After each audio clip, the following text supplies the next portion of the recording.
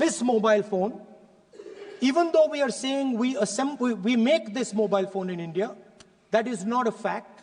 This phone is not made in India. This phone is assembled in India. All the components of this phone are made in China. The network that has produced this phone is made in China, is owned by China.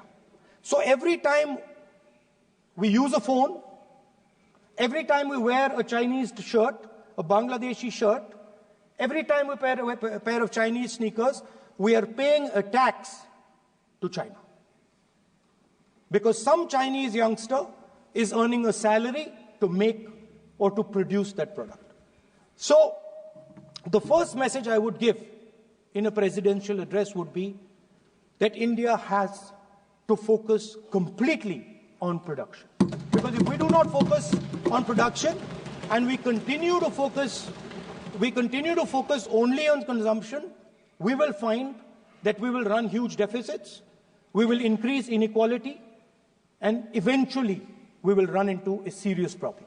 Social problem because of unemployment, which we are already facing.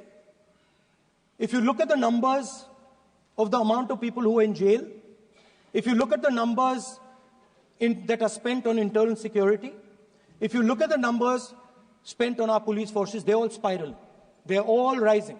And everybody understands that social tension is on the rise in India.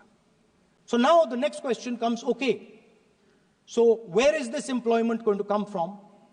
What is India going to produce? And for that, I'd like to tell all the youngsters of this country that there is a revolution taking place, an exciting revolution. The world is transforming completely.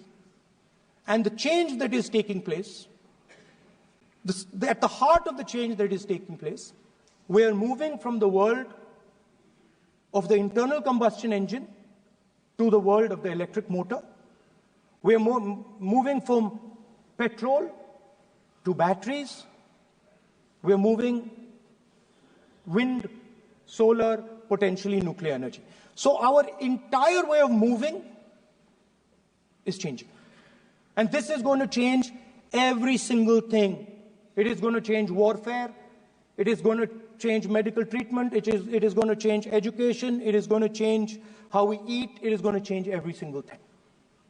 Now, the last time there was a revolution, called the computer revolution, the government of India had a clear focus. We looked at that revolution. It was a Congress government. We looked at the revolution and we decided clearly that we are going to focus on the development of software. And we rode the wave of that revolution. And today you can see the result. I remember people laughing. I remember people laughing when the computer was being talked about. You mentioned Mr. Vajpayee. I respect Mr. Vajpayee, but Mr. Vajpayee gave a speech saying that computers are of no consequence to India. So, what is important when there is a revolution? What is important is that you understand what are the drivers of that revolution and where exactly do you need to focus, where exactly do you need to sit in that revolution.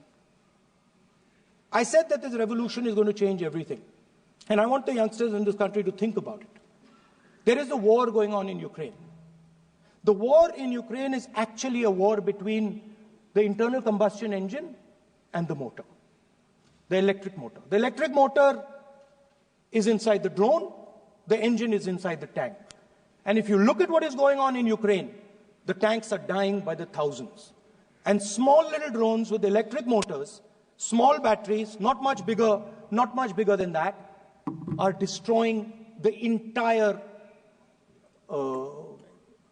tank artillery infrastructure of both Ukraine and Russia. So the drone is the electric motor. The drone is the battery. The drone also needs to see. So the drone is a camera.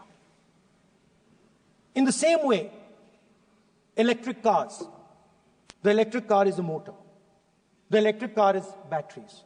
The electric car is cameras. Robots are exactly the same thing. Robots are electric motors, multiple electric motors with cameras, with batteries. And this is what the revolution is going to look like. So there are basically 4 technologies that are driving this entire change in mobility.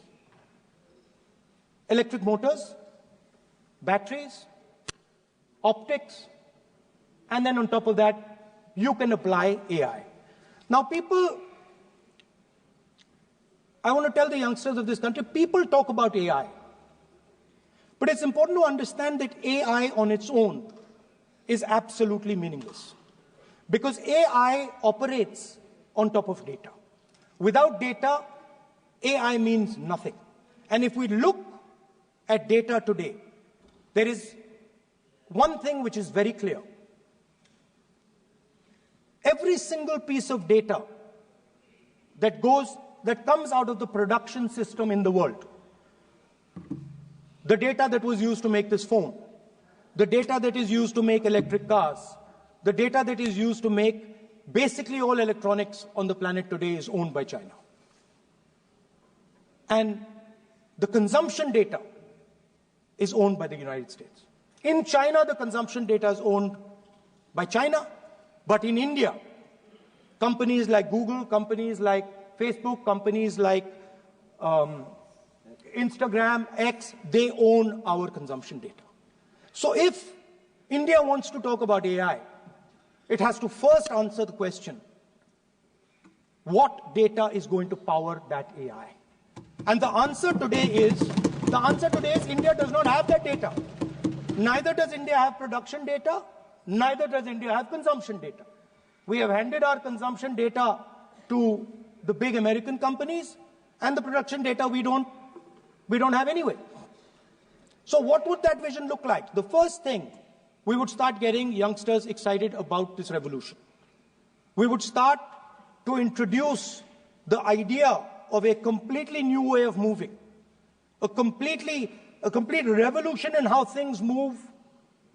We would start teaching our children in schools about batteries, about electric motors, about how these things combine, about how drones, robots, electric cars are structured, how they will work together. And most important, we have to start building a production network so that we can get access to production data. Now, what would we focus on?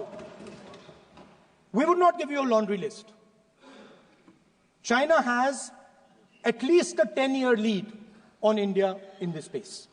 China has been working on batteries, robots, motors, optics for the last 10 years, and we are behind. So what would our president's address say to the youngsters? We will choose critical areas in each one of these technologies, and we will start to build capabilities in those areas. The second thing we would do, we would ensure that our banking system is not captured by 2 or 3 companies that basically do not allow you to build a production system. But our banking system is open, is dynamic, and is accessible to small and medium businesses and to millions and millions of entrepreneurs who want to take part in this revolution. Our foreign policy would take into account this revolution. When we talk to the United States, we would not send our foreign minister to invite our prime minister to his coronation. We would not send him 3 or 4 times, please invite our prime minister. Because if we had a production system and if we were working on these technologies, the American president would come here and invite the prime minister. So it is important to understand where